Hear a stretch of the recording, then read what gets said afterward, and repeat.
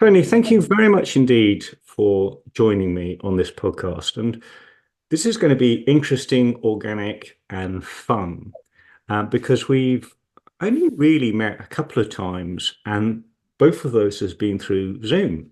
And we've had short conversations, and very quickly, I established that you are tremendously experienced.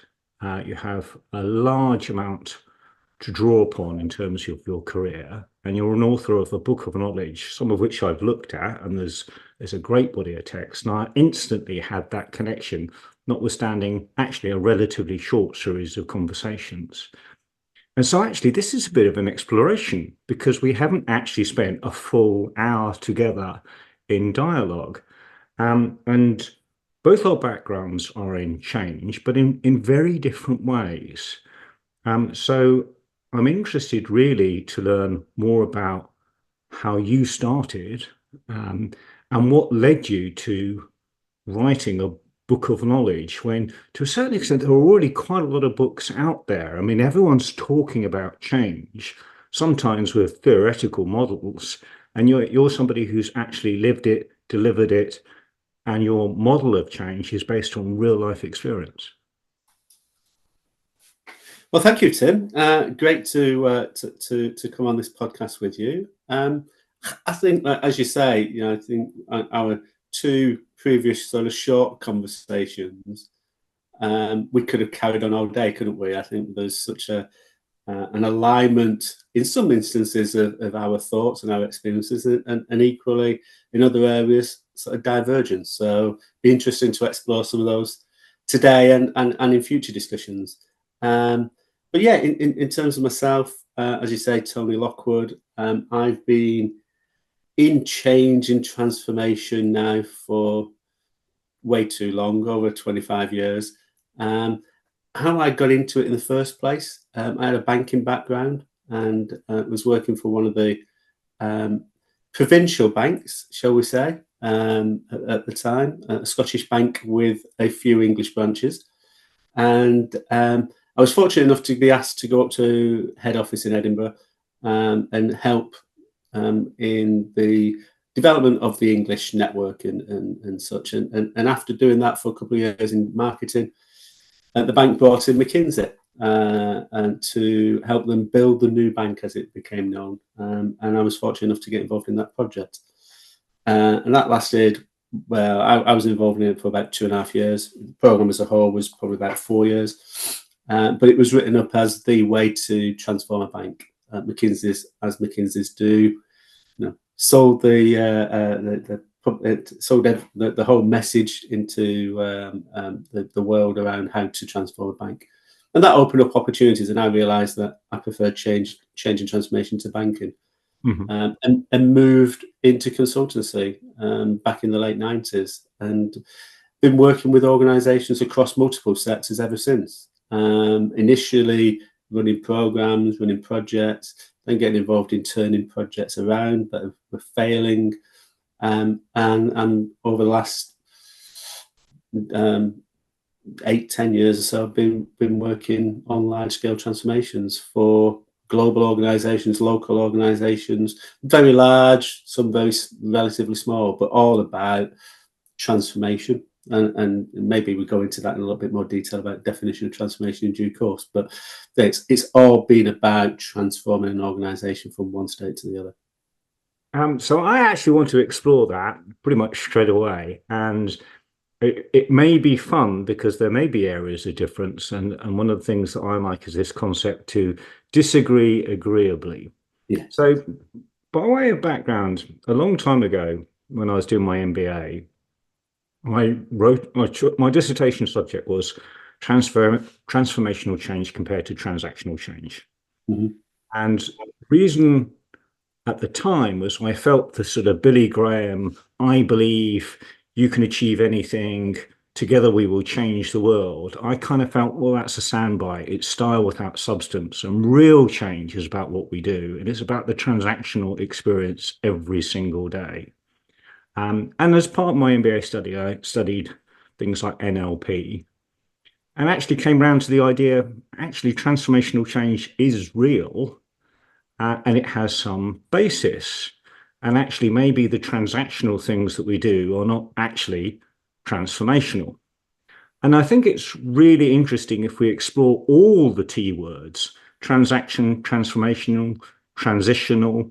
Um, and indeed, what is the difference between transforming and changing? Incremental change, big bang change, emergent change.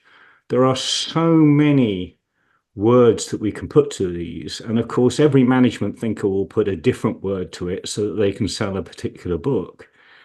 So definitions, I think, are a little challenging. And I'm really interested in how you negotiate that definition. Yeah, I'm very much focused upon organizational transformation, and that tends to be made up.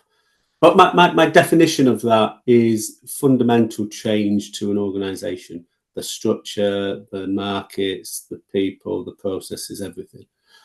So the sort of caterpillar to a butterfly analogy is there. You go through the transformation, and it is full transformation. You're never going to go back to that original state.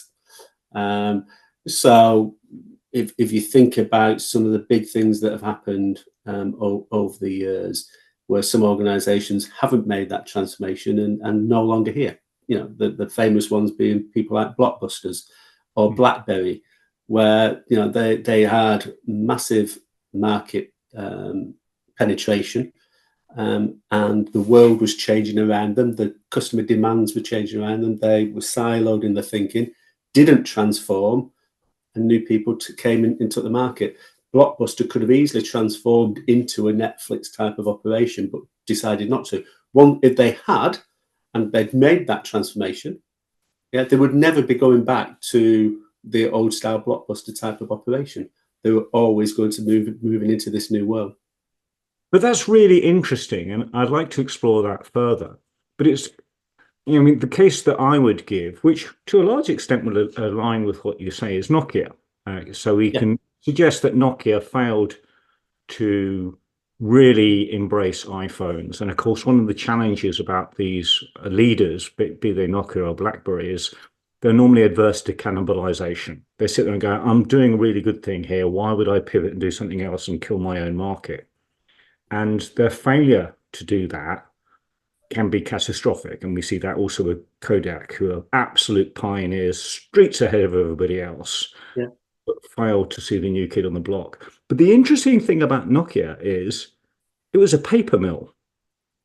Yes. This is a paper mill that said, we're going to get out of paper. We're going to get into technology. Now, that really is transformational. That is your butterfly.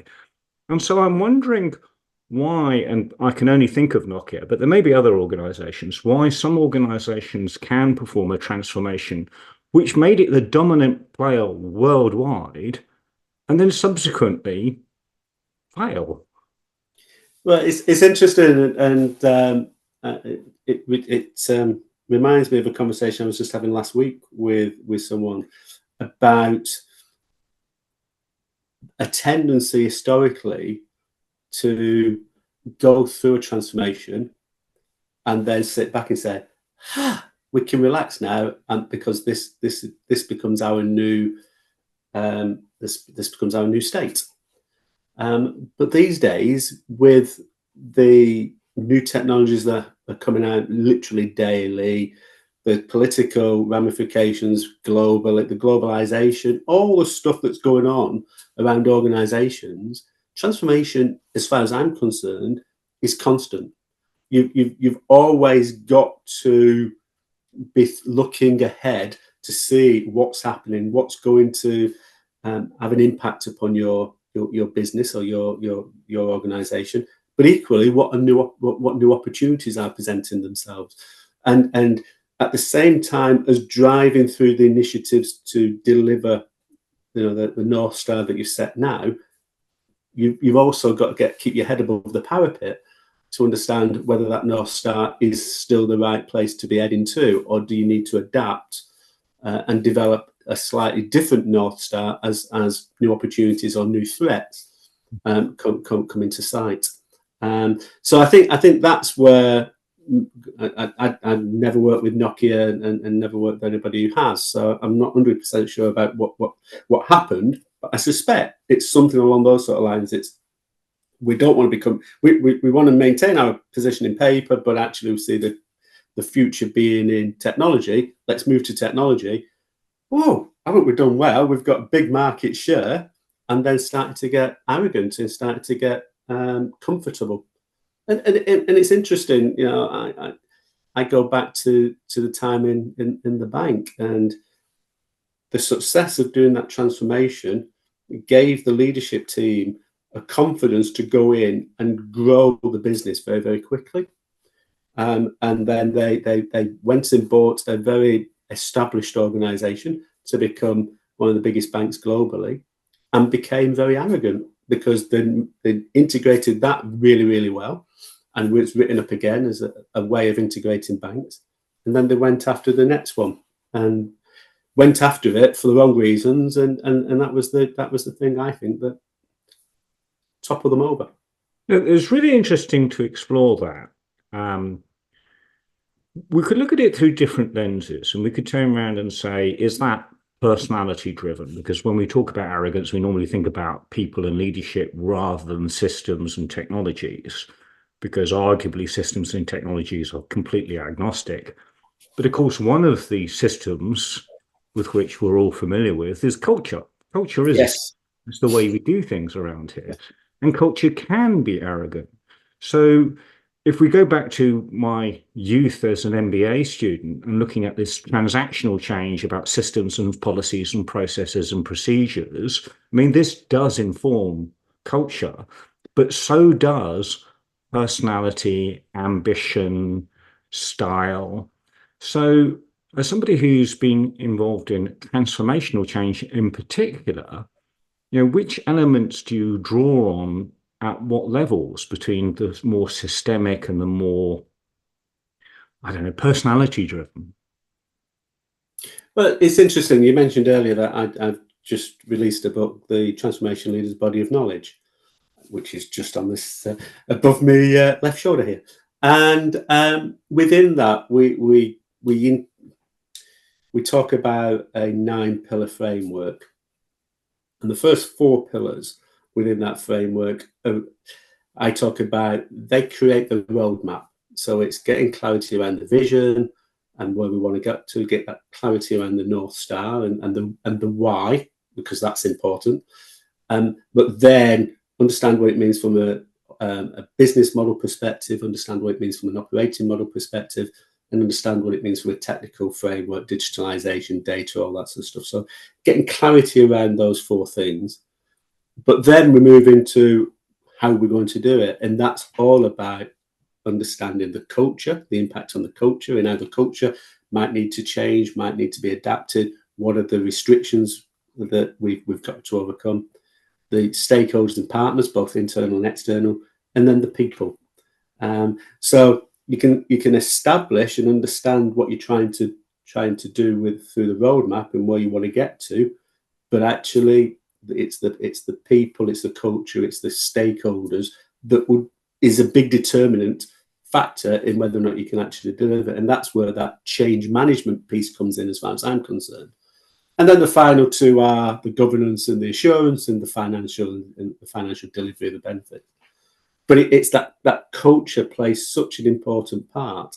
And I think in many instances, it's the one thing that people tend to underplay. I remember going into most of my work when I left the bank, in terms of the early days of the consulting career, were in financial services. Mm-hmm. And I then, because I met someone in one project who then followed us up a couple of weeks later, once that project finished, and said, come and do some work in this organization, which is a completely different sector. So I went into that with my eyes open, realized then that when you peel an organization back, irrespective of sector, irrespective of size, mm-hmm. fundamentally they're the same thing, have similar issues, similar concerns. But the one thing that was different, certainly within this organization, was the culture. Mm-hmm.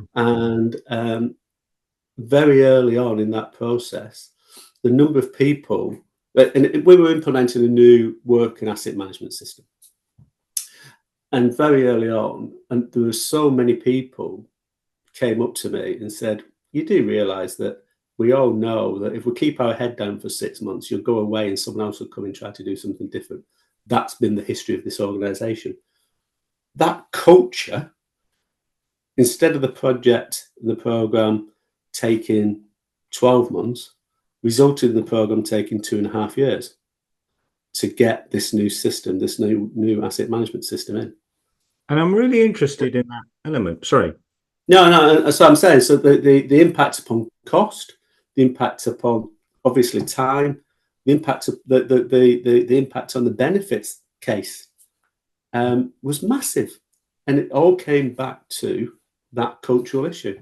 You know, people just weren't prepared to step into the change. They were very reticent because they had this history of people saying they were going to change things but never did anything. The thing that prompted me there as you were speaking is perhaps the difference between a butterfly and a chameleon. You know, the butterfly, as you've suggested, is a transformational one-way change, whereas the chameleon will sit there and go, I will blend with the environment, and when the environment is different, I will blend with that. And I think that's quite interesting because in some respects, we can use this metaphor in different directions. We could actually say that all organizations should be a bit like chameleons, able to cope with constant change. Mm-hmm. On the other hand, the example that you've just given is actually if you're too chameleon-like and every change just leaves you unfazed, and ultimately you're still a chameleon, you're just a different colored chameleon. Have you actually adapted, or have you just changed your colors to make yourself invisible? And I don't think so. I don't think in that instance in particular they were necessarily being a chameleon. I think they were just being resistant to change, and because that history has suggested that if they didn't actually do anything, and just keep the head down, the initiative lead or whatever it was that they were trying to do would go away because it was like, oh, this is just too difficult to get over the line. Let's try a different thing, and that was the culture. So I don't necessarily think it was they were trying to be a chameleon and adapt to different things. It was just like, actually, we are what we are. We're staying where we are. We're not moving. That was the mindset. And I think one of the challenges of change is if we say everything is going to change all at once, well, that's actually just chaos. And so from any element of change, there has to be something that stays the same. Maybe our core values stay the same. Maybe our core markets stay the same. Maybe our core customers stay the same. But on top of that stable foundation, you are building something that's different, whether it's a new product or a new technology or a new approach or penetrating new markets. And so there is this quite weird complexity between what stays the same and what can be relied upon. And you use the great phrase there, North Star, something that doesn't move, and then those things that do move. And how do we negotiate that? How do we say to people, these elements will change, but these elements, they're fine? I think you touched on it there. I think it's getting clarity and real alignment in the understanding across the senior team and then distill it into the organization about what's not going to change. That's a great starting point. I do work now in social housing, and I was having this conversation again a couple of weeks ago, and although there's lots of challenges within that sector at the moment, lots of demands, lots of regulation, lots of things that are having an impact upon the business, on the organizations, then step back and say, okay, what all this noise around the sector is driving significant transformations and significant change programs, absolutely. But what's not changing within the organization? And it was interesting just to observe and listen to the responses. But ultimately, we got down to, well, the thing that's constant and will always be constant within a social housing organisation is our absolute focus upon delivering homes that are homes that people want to live in within a community that thrives. Yeah, that's always going to be there within a social housing organisation. All the other stuff needs to ensure that that's always going to be there. And sometimes I think organisations go after the next shiny thing and forget about this. And equally, this constant drive for change or for transformation creates a mindset that says everything's changing, and it's not. You know, it's 80% of the organisation probably never will change. Yeah, it's the 20% where you can make the real differences and the real benefit to take advantage of the opportunities or mitigate the risk of any threat into your market, into your sector, etc., etc. So yeah, I think you're absolutely right. Coming back and getting clarity about the stuff that's not going to change is a great starting point. And at the heart of that is communication. And I think there's really interesting where the difference between actually having a clear vision and a clear understanding on how you want to implement that vision, and then how you communicate that. I think there are some people that potentially over communicate or think communication is a great alternative to implementation. But equally, if you have a great vision, but you are not able to communicate that, then you're definitely not going to see implementation. And the phrase that you used a little earlier was this concept of noise, and the difference between noise and signal, what's said and what's understood. I think we're in that storm now in terms of the amount of information coming in on us. What's your experience, your perspective on how best to manage that? I think communication is absolutely critical. I totally agree with you there, and I think the key is to really think about what you're communicating and who you're communicating to and the message that you're trying to get across, and accept that a one size fits all never works. So you've got to adapt your communication to the audience. And equally, what a lot of organizations have done historically have seen communication as message distribution. Communication is two-way, and providing the wider team with an opportunity to engage and ask questions and ask clarifications and get involved in the process is a critical success factor, in my opinion. Now, I think that's really interesting because there's a soundbite that I heard from somebody else, and I would give them credit and attribute it if I could remember who it was. But they said, think about the C-suite is they're full of pronouncements and announcements, but they don't do anything. And I think there may be some truth in that actually, if we are representing our organization, we're possibly spending a high percentage of time at a podium talking about the future and not necessarily engaged in or implementing the future. I mean, what are your thoughts on the different roles of the C-suite and that balance between being the ambassador for the brand, the organization, the change, the investors, and actually being the person who's out there actually making the change happen? I think the role of the C-suite, I think there's two things to bring in here. One, given what I was talking about earlier around the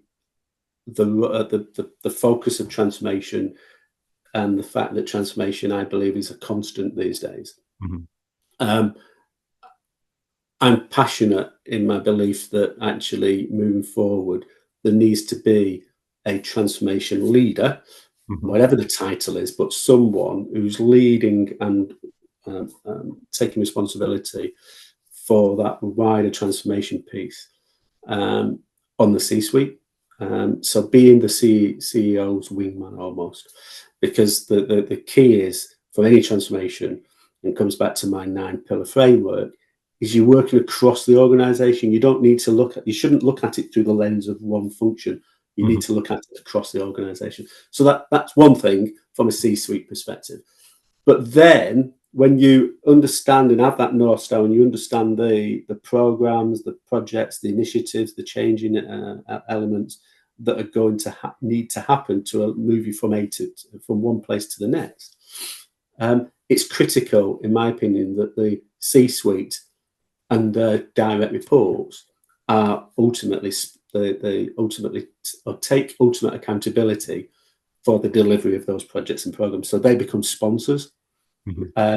So collectively, the analogy I use a lot in that North Star is that we're creating a jigsaw puzzle. Yeah. So we need all of the C-suite and the wider organization to understand what that picture is on the front of the box. Yeah. But the way then that gets delivered is through a mixture of lots of individual pieces. Yeah. And the C-suite should take responsibility for and accountability through sponsorship of those individual pieces. It's the transformation leader's role to work alongside the CEO to ensure that when all those pieces are delivered, one, they all fit together, and two, they deliver the picture that's been set out. And that's the way I sort of see the difference between the transformation leader and the other C-suite members. And I think one of the interesting areas to explore there is your experience, because this can be easier said than done. If we take, for example, the difference between those that run the business and those that change the business. If you take the difference between perhaps a chief transformation officer and the chief operating officer, if culture is everything we say and everything we do, our operations are our culture. You can't say culture is different from your operations. You say everything you do is your culture. But then you have this transformation officer who's in the process of change the business as opposed to run the business, who's trying to develop potentially new operating models, new culture, new thinking, feeling, being. How do we reconcile these two things? I mean, there's this famous meme of trying to change the wheel of a car whilst driving the car. Yeah, but the transformation officer, the chief transformation officer, is not doing that in isolation. The chief transformation officer is the person that brings the conversations together, make sure that there's alignment across the other C-suite members initially in terms of getting absolute clarity on what that jigsaw picture should look like and where we're heading towards. Yeah. And then making sure that the various parts, the various jigsaw pieces, have got clear sponsorship and have got absolute clarity on what those individual projects and programs and initiatives will deliver. And the sponsors for those initiatives should be the other C-suite members. So going back to your chief operating officer and his or her direct reports should be sponsoring the change initiatives or the change the programs that are operationally focused. Because ultimately, as you say, it's impossible to change the wheel as the car's going down the road. But as the Formula One community realise, you can change 4 wheels in 2.1 seconds. So having a process on how you're going to do that in a structure and in getting to a place where everybody knows their role as they're going through that transformation is critical. But it has to be within the teams. They have to take ownership of that change. And it links back to that culture bit that we spoke about earlier and the people side that we spoke about earlier. You set really great plans up, but if you don't get people on board and if you don't get the culture right, it's never going to happen. And if you try to do change to people, it's a lot harder than trying to get them to embrace that change and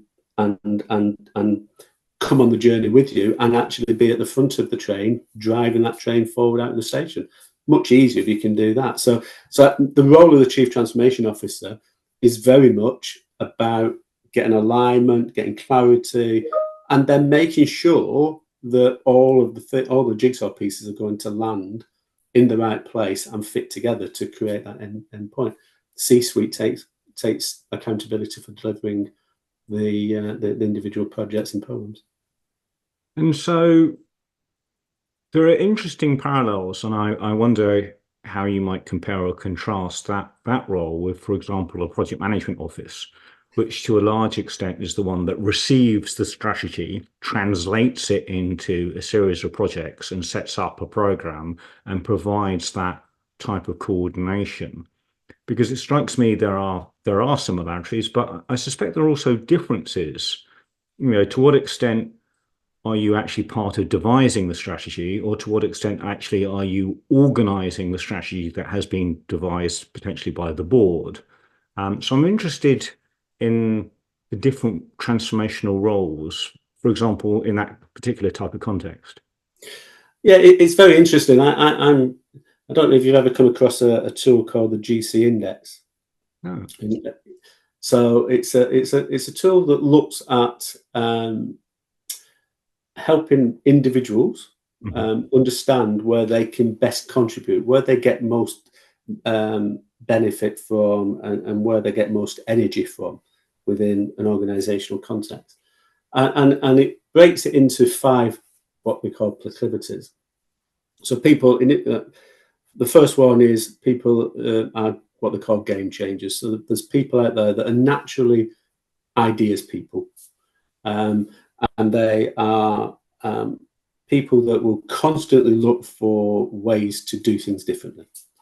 The second one is what they call strategists. So they're people that, yes, they might come up with ideas, but their main focus and where they get most value and where they're most energized is trying to make sense of those ideas and how to then how does those ideas fit within the context of the organization.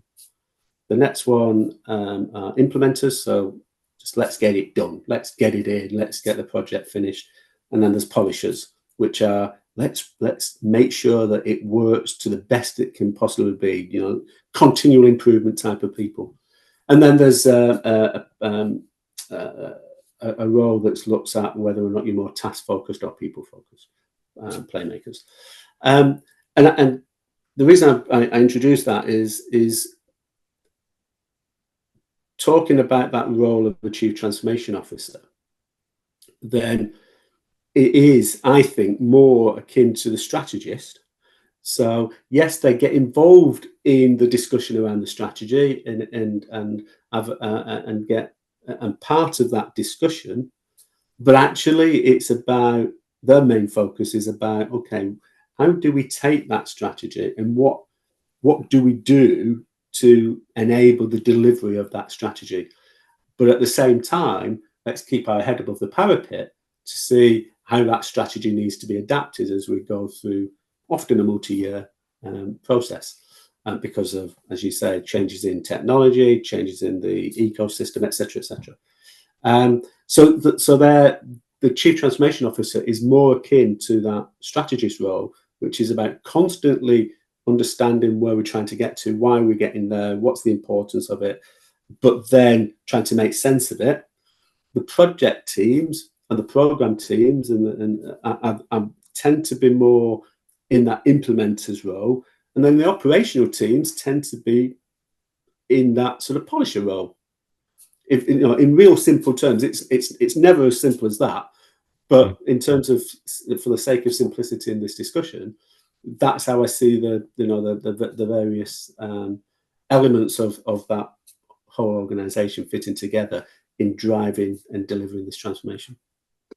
I think that's valuable. I acknowledge that a great phrase by George Box was, all models are wrong, but some models are useful. And I think having some sort of model to help you structure your thinking is incredibly useful. And of course, to a large extent, that's what a strategy is. A strategy is a document that is used to communicate what your vision is. The strategy is not the thing. The thing is the implementation.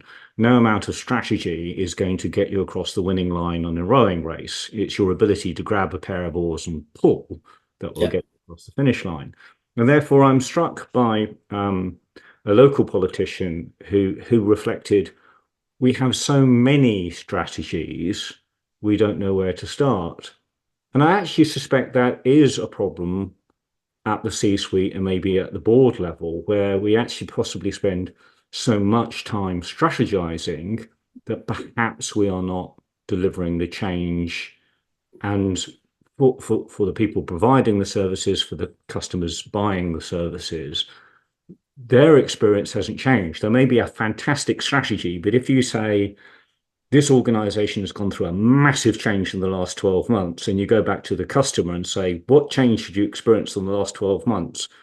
Quite a percentage of them will go, I haven't noticed a change. How does that work? How do you get that change?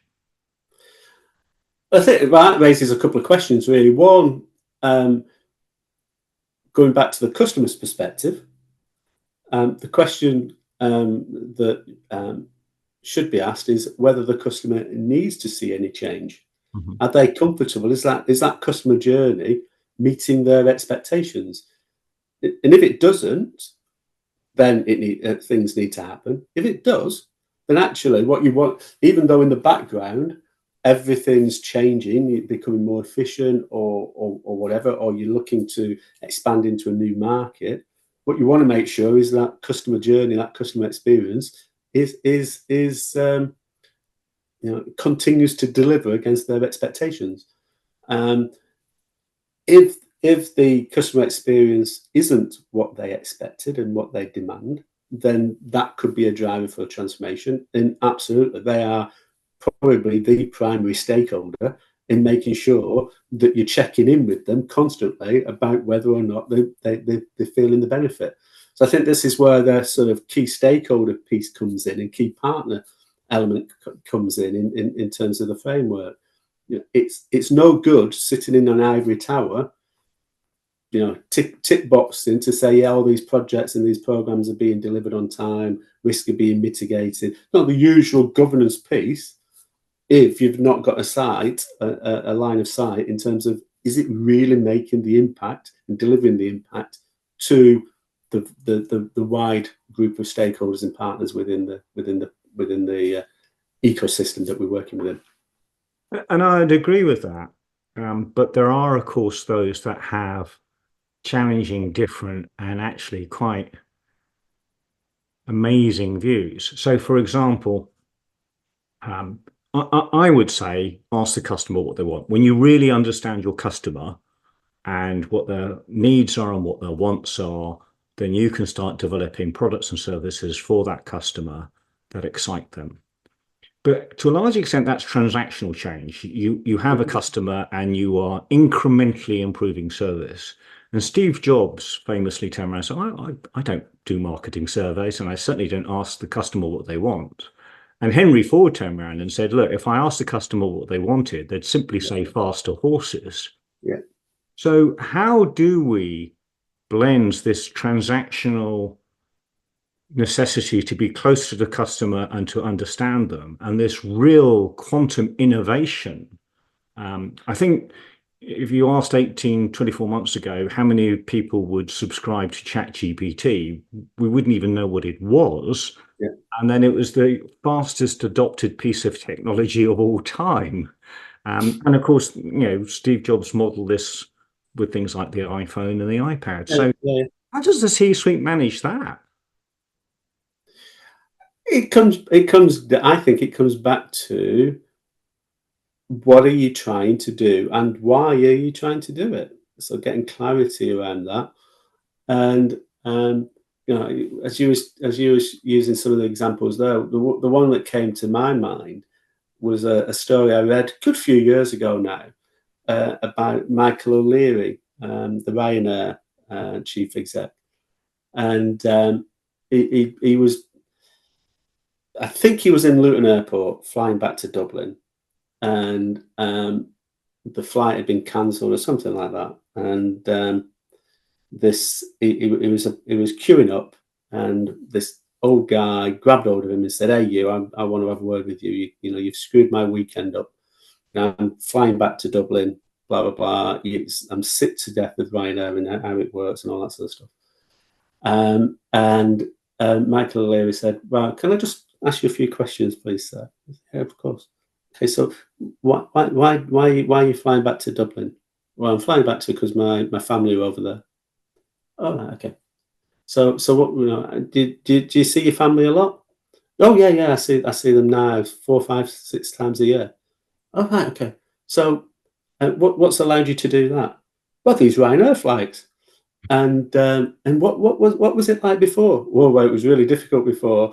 And suddenly having that sort of conversation, from being a real sort of critical customer, he was a massive advocate by taking that customer on that journey, really, of understanding that transformation, because ultimately Ryanair were one of the early adopters of like EasyJet and transformed the airline industry. So I think there is absolutely, coming back to your point, in some cases there's an education element with customers. Steve Jobs was one of those, wasn't he? In terms of, like, creating something that, I remember thinking when the iPad came out, "I've got a laptop, I've got a phone. Why would I ever want an iPad?" Well, guess what? I've got an iPad. It is because you create the market, don't you, by selling the dream or explaining why you might think that you need this new piece of kit. So I think there is this education element, but equally, the point I was trying to make earlier was, if you are moving towards a new place, yeah, what you've got to take those customers on that journey with you, and if you're not careful and you ignore the needs of the customers as you go through that journey, you can get to a situation where actually you've created this new thing, but the customers are not there because they've gone elsewhere, because you've not met their demands in the short term, and they've gone and experienced other products, other companies, and trying to get them back is really challenging. There's a number of organisations that have been in that situation where they've absolutely tried to do certain things, but then lost the customers along the way, and became a much smaller organisation as a result, and didn't get the benefits that they were expecting the transformation would deliver. And I think there's something critically important there about pace and timing. I'm reminded, and I think you probably have to be as old as me to remember boo.com, a fashion retailer who said that you could literally look at the clothes and see you in the clothes in real time and pick things. But they were doing this years before the internet actually had the capacity to do that. Yeah. So they had a brilliant idea that frankly was too early, possibly even 10 or more years too early. And I'm just interested in, I mean, that's obviously something about timing, but I also think that there is something about pace right now, where the latest thing is the most important thing. And there's this feeling that we need to adopt the next thing, the next thing, the next thing. If we look at, for example, the amount of AIs that are out there, there are probably a few hundred. And if we think about it, now, I may be wrong because I'm using the past as a predictor for the future. And I think sometimes there are errors when you do that. But I suspect there'll be 4 or 5 big players and that'll be it. I think all the others will fall by the wayside, because I think actually too much choice is paralyzing, and people will consolidate on a few products that work. And we clearly saw that with Betamax and VHS and stuff like that for the older viewers. Yeah. So I'm really interested in this thing about getting carried away with the latest thing, which is really about pace and aligning what you do, because actually launching at the right time in the right circumstances can be absolutely critical to success. There's a I think it's in product development, but there's lots and lots of case studies that the innovators are not necessarily the people that make the money and succeed. The people that come up with the ideas tend to run out of cash very quickly. So the second person that comes in takes the idea forward, and it's usually the second or the third organization or people that come in that really make the benefit, because the hard work's been done. Mhm. And then you're just feeding an engine that can grow. And if you've got the muscle, or you've got the weight behind you to allow you to feed it, it will grow and you'll take advantage of it. So I think that plays a part here. But equally, I think there's this whole thing about early adopters. Mhm. So, there's, as you say, GPT, there's lots of solutions out there. And I agree. I think it will be a typical bell curve in due course. The bulk of the money spent in AI technologies will be with a very small number of organisations, and then there'll be outliers, absolutely. But in terms of, and there'll be specialist outliers probably. But I think that first mover, I think we're in that space within the AI world at the moment. Around, there's lots of first mover type of activities going on, but I reckon we're probably 18 months to 2 years away from really seeing the real benefits that AI can deliver. And interestingly enough, the technology behind AI has been around for years and years and years. It's not new. It's just different applications are coming into the play now and coming into the public domain. But I think it's probably the shift has started. I think to get the real benefits that AI can deliver to organisations in particular, a lot more focus in the short term needs to be on data and getting clarity around the data that the organisation needs to have, and the data that will ultimately deliver the future vision of the organisation. A lot of work needs to be done on that in the short term. And once you've done that and you've got those foundations in place, that's when automation can come in and really start to deliver some significant efficiencies. I think you're absolutely right. I think perhaps in our enthusiasm for new ways of presenting things, we forget the underlying value is in the data. And I'm reminded again, looking back at history, the first websites were effectively online magazines. Yeah. It's only much later that they became transaction and information engines. So those that simply said, well, we'll take all the copy and we'll put it online and then people can flick through and they can phone us. They didn't quite get the difference between making your project digital and actually making your business digital. Yeah. And I think we are looking at that right now in AI.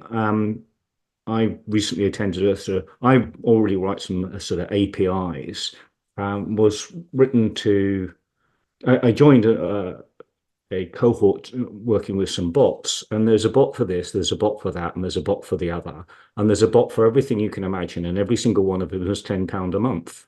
Yeah. And you sit there and go, well, that's not sustainable, is it? I mean, that's just putting decorations on the tree. It's not changing the tree at all. I think this is where it's really interesting, because I think you're absolutely right about the data. It's all about the data, and the presentation is a nice to have. The interpretation is a critical to have, but the key thing is still the data. Yeah, absolutely. And I think that you find within organisations a lot of inefficiency is created because of people working in isolation in silos, and it's the same with AI at the moment. All those bots are siloed in their thinking and will do certain things.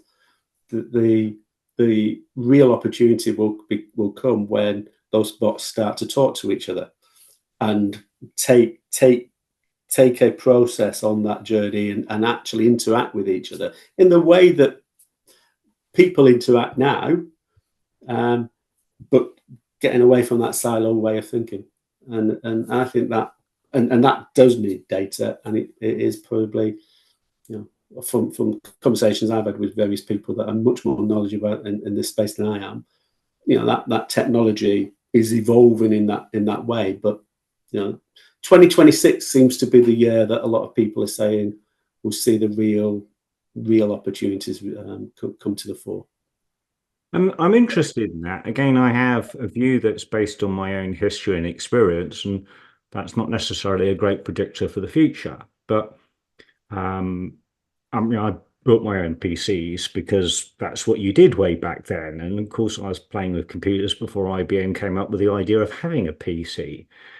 But I also belong to the generation that would, maintain their own cars, and if you're a bit of a maverick, might siphon petrol or change the carburetors or build a motorcycle. It was a world where things were fairly mechanical and you could piece them together and you could understand them. And I think for the vast majority, new technologies is a black box. And whilst there are fantastic people developing the products, the service, the algorithms, actually by far the majority don't really understand them. They are at best driving a car that they could never maintain, that they would literally have to take to the garage and attach it to a supercomputer to get the thing remapped and programmed. And I think there's a real challenge there then for leadership who aren't able to soup up a car and say, well, I understand how the car works and I'm going to change this and I'm going to change that and it's going to be great. Because it's really challenging now in a way that it wasn't some time ago. So how does the C-suite manage understanding the technology as well as being able to apply it to their business? I think a relatively simple response to that is that the C-suite as a whole don't need to understand the technology. And I think there is a danger in too many people going deep into understanding the technology and getting caught up in that mire of next shiny object. I think the strength of any C-suite is to keep above and be clear about where they want the organization to be. What's the why? What's the core purpose? What's the values of the organization? Get absolute clarity around that, and what the outcomes that they're looking to deliver to their communities, to their customers, to the clients, wherever they make the money, or wherever, if they're in non-for-profit or voluntary organizations, what are they there to achieve? Keeping clarity around that, and then having that ability to ask the question around, so how can we do that differently? What opportunities have we got to deliver those outcomes in a more efficient way, or in a quicker way, or in a bigger and faster, whatever it is? They should ask those questions, but equally continue to ask the questions around why. So, because if they ask the questions, they'll get lots of good salespeople coming in and selling the next shiny object, but coming back to what I was saying earlier about getting clarity about what doesn't need to change or won't change. So how does whatever it is that you're talking about help me to deliver better homes that people want to live in a thriving community, if I'm a social housing leader? So I think it's critical that you just keep challenging how you deliver the outcomes that you're looking to deliver, absolutely. But keep coming back to, that's a great technology, but how's it going to help me to do this? That's the critical question.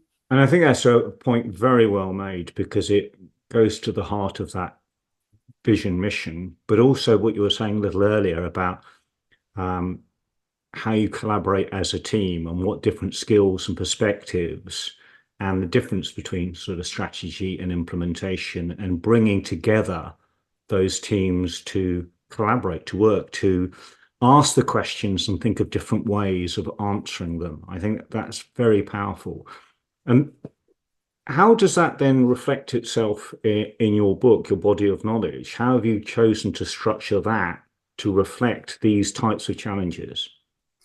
Well, as I said earlier, it's based around a 9-pillar framework.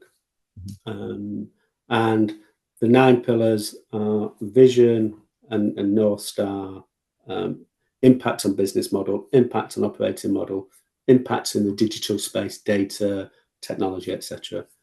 The impact on people, the impact on partners and stakeholders, impact on culture, impact on people, and then having clarity around the assurance and governance processes, and then having clarity around the financial, what I call financial imperatives. So that's the cost of delivery and benefits realization.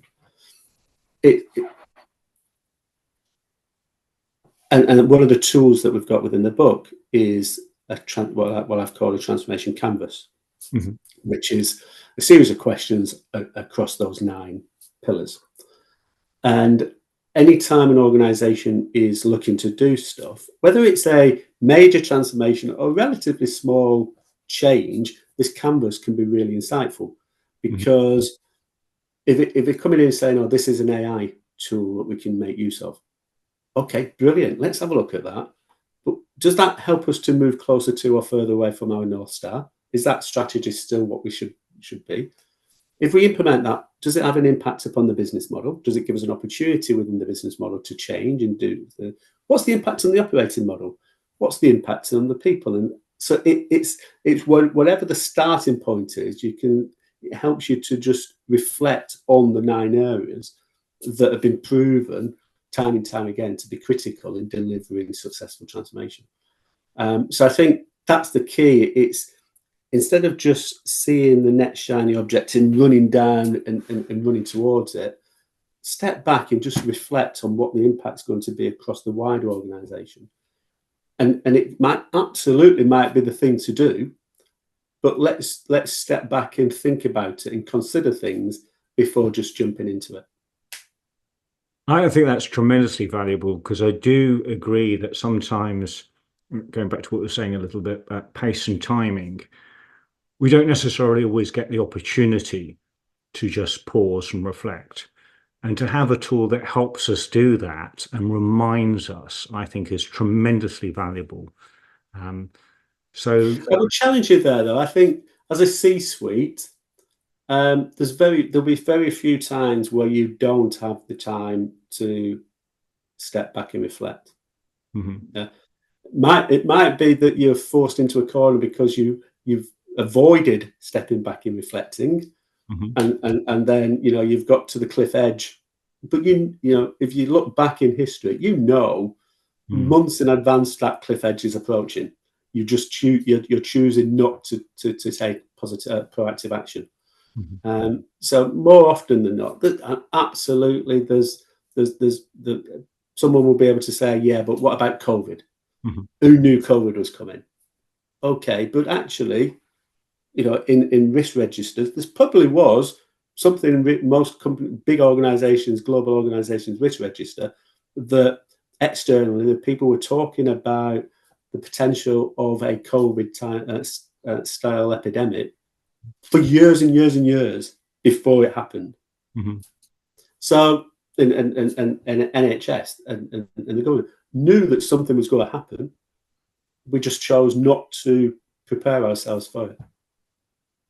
And that's something to do with probability and priority, which of course are fantastic components of strategy and scenario planning. This has been a fantastic conversation, broad, wide-ranging, every topic, but actually all beautifully underneath this umbrella of transformation and change, and all important and critical components to what we do and how we do it, our plans, our implementation, and how we communicate it. So for me, this has been a really enjoyable conversation, but also a rich and valuable resource. Brilliant. I've really enjoyed it, and I'm sure we could carry on for the next few hours in taking the deliberations further. Now, one of the things you very kindly offered is that whilst this has been broad, interesting, fun, and informative, you have very kindly offered that maybe we'll pick particular themes from your body of knowledge. And I think that'll be tremendously useful, particularly for those then that can tune into a particular podcast on a particular theme where we'll explore that in more depth. And of course, you can follow along with the book, okay, and we will attach links to the body of knowledge book as well. So both as a bonus, either is good, and I very much look forward to more conversations like this because I have enjoyed it tremendously. Me too, Tim. I think that'd be great. I'd love to do that. I think, like you say, it's although we, as we said right at the start, although we agree on many things, there's a few things that we don't agree on, and that's the beauty of these types of discussions. Tony, thank you very much indeed. Brilliant. Thanks, Tim.